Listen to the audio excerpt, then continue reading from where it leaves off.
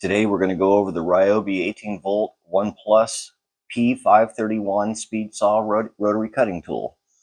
This tool does accept 1/8 inch and 1/4 inch bits. Comes with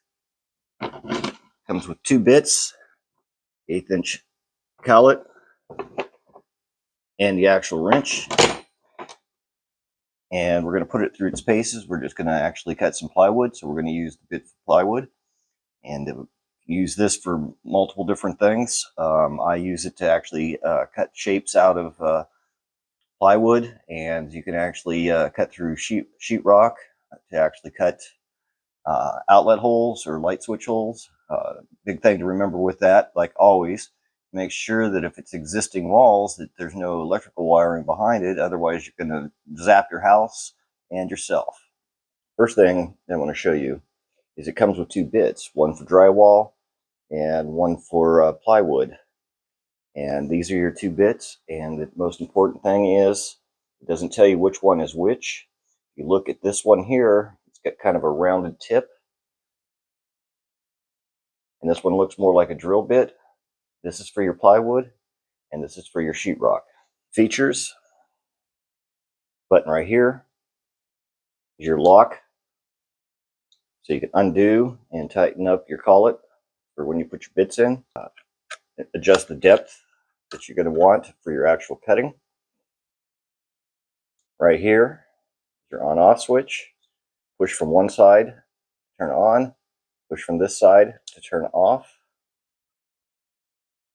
Comes with its own wrench, and it comes with an 1/8 inch collet that you can replace if you have an 1/8 inch. If you have an 1/8 inch bit, take that off. You'll undo this and pull out that and replace it with this one, and then you put the nut back. Then you'll put the nut back on to use the 1/8 inch bits. But we're going to use the ones that came with it, so we're going to use the original collet that's in there, and we'll take a look. So we're going to go ahead and put a bit in. I'm going to use the bit for plywood. Put that in. We're going to push a button right there to lock it in place and make sure it's nice and tight.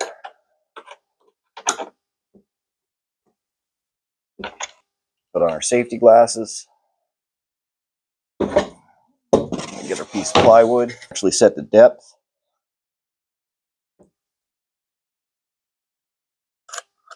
So we're not going too deep. And when you're using this on a wall or on plywood, you want to start off at an angle, and then you can put the blade in to cut in. That way you get a clean cut. Put a battery on and turn it on.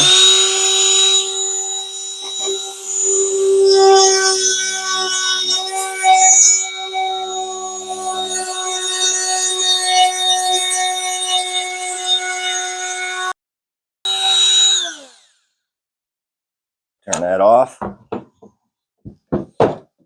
There you go. Cut a hole in there. Nice and solid. Easy to use. There's a lot of different uses. I mainly bought it to like I said, I actually bought it to cut through certain materials like plywood, so I can make different shapes. And it's perfect for putting scroll marks on wood for a finish.